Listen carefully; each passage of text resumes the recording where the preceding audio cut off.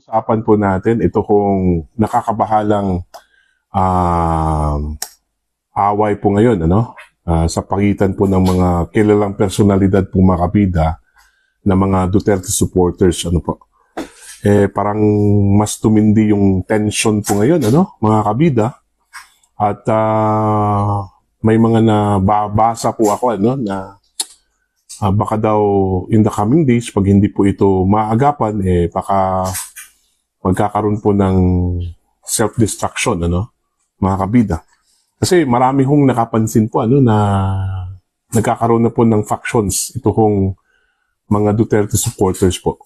Alam naman po natin na ito hong mga involved po dito, hindi ho basta-basta Hindi po mga ordinaryong supporters po yan ng dating Pangulong Duterte at VP Sara. Mga influencers po yan, mga vloggers.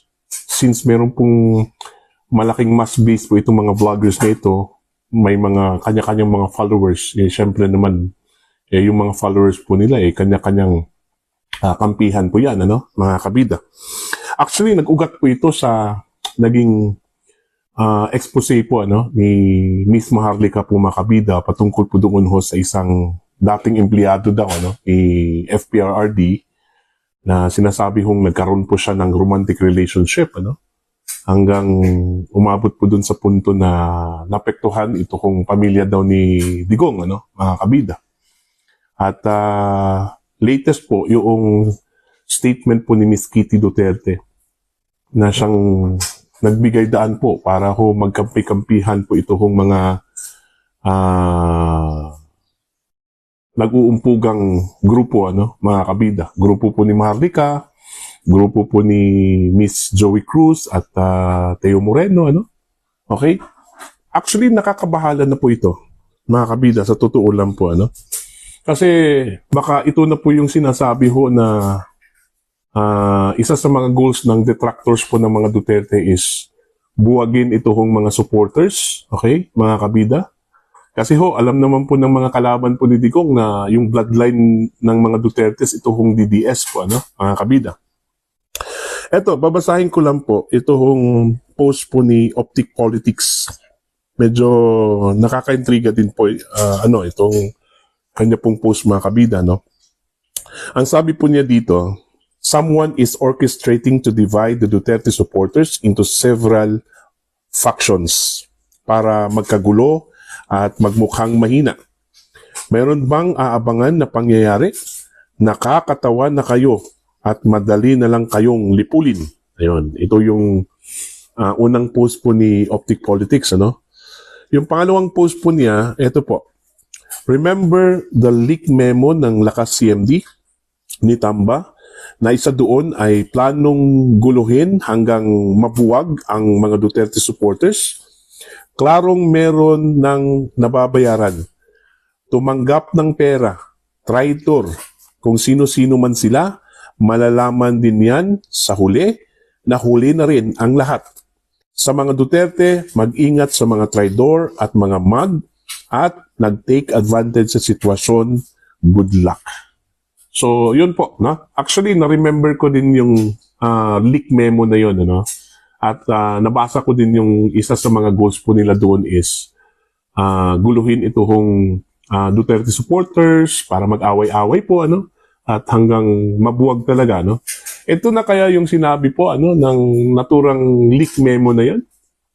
Umpisa ng self-destruction po ng mga Duterte supporters, mga kabida, Ito yung medyo nakakabahala po, kasi yung sinabi ko po kanina na marami hong nagsasabi na kapag hindi po ito maagapan, hindi po ito magpapatuloy po ito mga kabida, baka magkakaroon na po ng self-destruction po, ito hong mass base po ng dating Pangulong Duterte.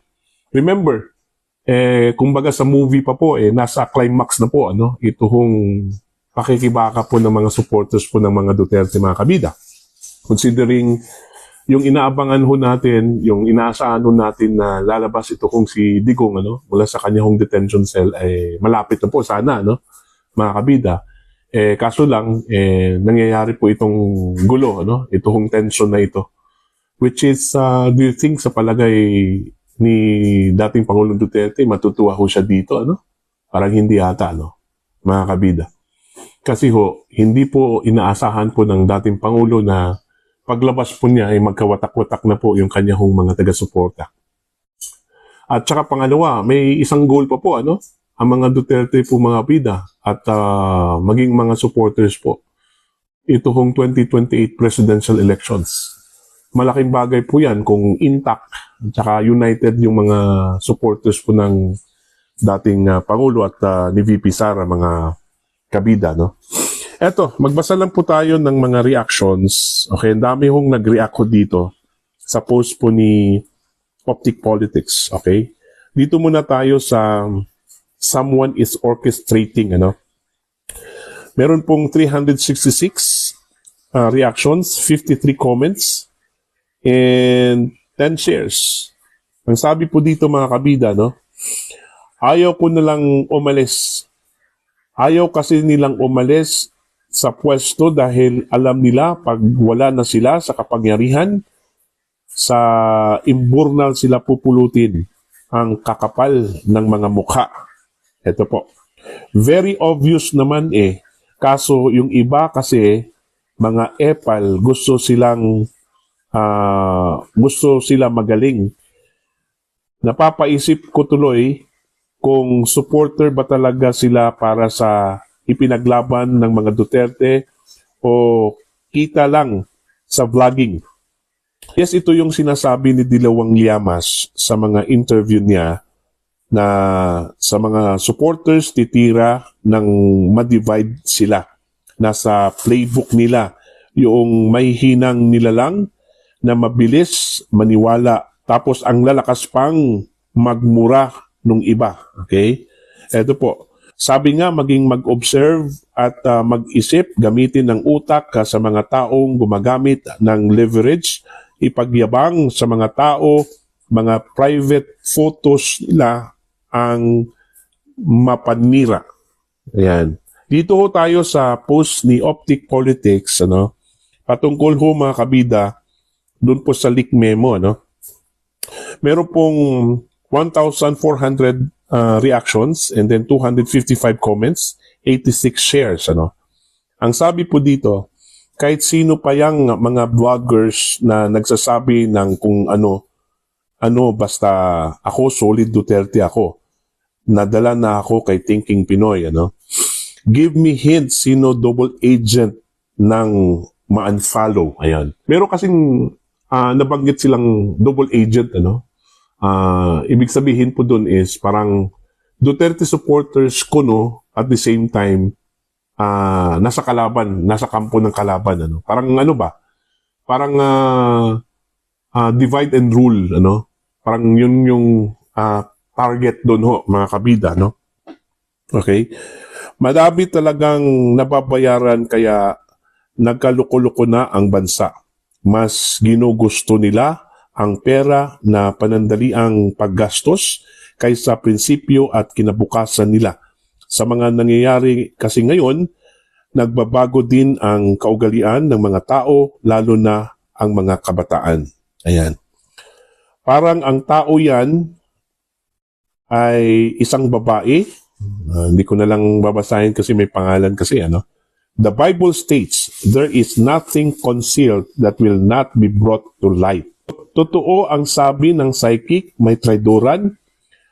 Anak pa man daw ang trato sa matanda. Daming chismis, hindi mag-focus